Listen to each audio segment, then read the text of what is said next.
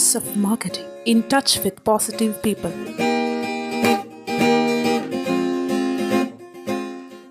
Welcome to the voice of marketing. Voice of മാർക്കറ്റിംഗിലേക്ക് എല്ലാവർക്കും സ്വാഗതം. ഞാൻ ജയകൃഷ്ണൻ. ഒബ്ജക്ഷൻ ഹാൻഡ്ലിങ്ങിനെ കുറിച്ചിട്ടാണ് സംസാരിച്ചു കൊണ്ടിരിക്കുന്നത്. ഒബ്ജക്ഷൻ ഹാൻഡ്ലിങ്ങിലെ ഏറ്റവും പ്രധാനപ്പെട്ട ഒരു കാര്യത്തെക്കുറിച്ചാണ് ഇന്ന് നമുക്ക് ഡിസ്കസ് ചെയ്യാം. ചെറുതായിട്ട് പ്രോപ്പർ റെസ്പോണ്ട്. എന്താണ് പ്രോപ്പർ റെസ്പോണ്ട്? ഒരു ഒബ്ജക്ഷൻ ഹാൻഡ്ലിങ്ങിൽ ഒരു കസ്റ്റമറെ മീറ്റ് ചെയ്യുമ്പോൾ ഒരിക്കലും റിയാക്ട് ചെയ്യരുത്. എന്താണ് ചെറിയ വ്യത്യാസം അത് തമ്മിൽ? റിയാക്ഷൻ എന്ന് പറയുമ്പോൾ ഒരു ഫീലിങ്ങിലൂടെയുള്ള മറുപടി ആയിരിക്കും. കസ്റ്റമർ പ്രൈസ് കൂടുതലാണ്, നമ്മുടെ പ്രോഡക്റ്റിനെ കുറിച്ച് കംപ്ലൈൻറ്റ് പറയുന്നു, സഡൻ ആയിട്ട് എന്താണ് അങ്ങനെ പറഞ്ഞത് എന്ന് ചോദിച്ചുള്ളത് റിയാക്ഷൻ ആയിരിക്കരുത്. നമ്മൾ റെസ്പോണ്ട് ആയിരിക്കണം ചെയ്യേണ്ടത്. എന്താണ് പ്രോപ്പർ റെസ്പോണ്ട്? ആ കസ്റ്റമർ ഉന്നയിച്ച പ്രശ്നത്തെക്കുറിച്ച് മനസ്സിൽ പഠനം നടത്തി ആ നിമിഷത്തിനുള്ളിൽ തന്നെ കൃത്യമായിട്ട് അതിനെ റെസ്പോണ്ട് ചെയ്യുക എന്നുള്ളതാണ് പറഞ്ഞതിൻ്റെ സാരം.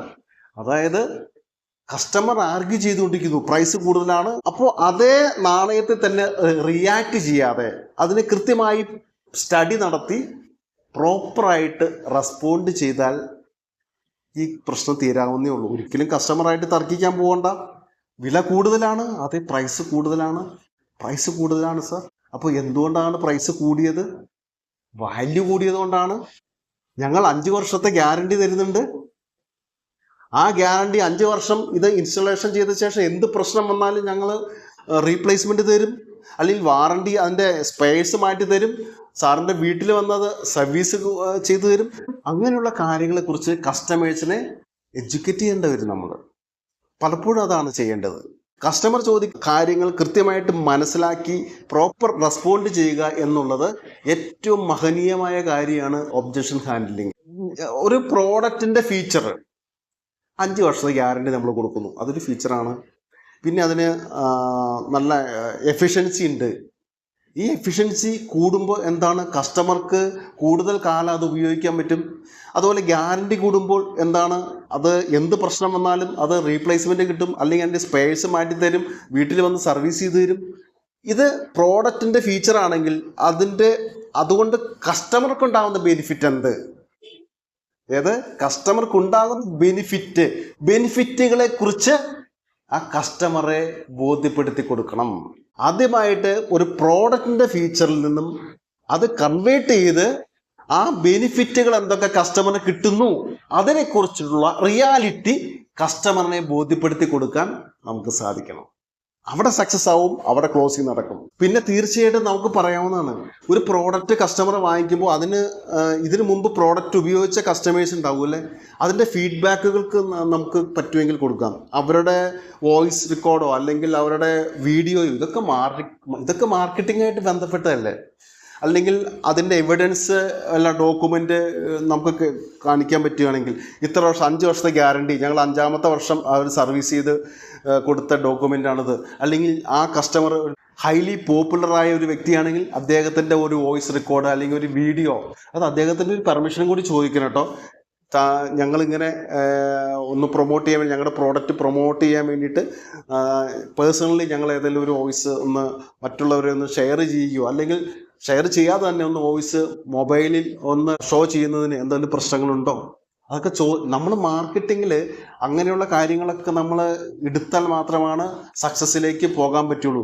കാരണം കസ്റ്റമർ ഒരു സൈക്കോളജിക്കൽ പോയിന്റ് ഓഫ് വ്യൂവിൽ, മനഃശാസ്ത്രപരമായിട്ട് മറ്റുള്ളവർ എന്ത് ചെയ്യുന്നുവോ, അല്ലെങ്കിൽ സൊസൈറ്റിയിൽ മികച്ചു നിൽക്കുന്നവർ, അല്ലെങ്കിൽ അതുപോലെ തന്നെ കുറച്ച് ട്രസ്റ്റബിളായുള്ള വ്യക്തികൾ, നല്ല വ്യക്തികൾ, അതിനെ അനുകരിക്കാനും അത് നല്ലതാണെന്ന ആ ബോധ്യം അവർക്ക് വന്നാൽ ആ പ്രോഡക്റ്റ്, ആ സർവീസ് അവർ എടുക്കാനുള്ള സാധ്യതയുണ്ട്.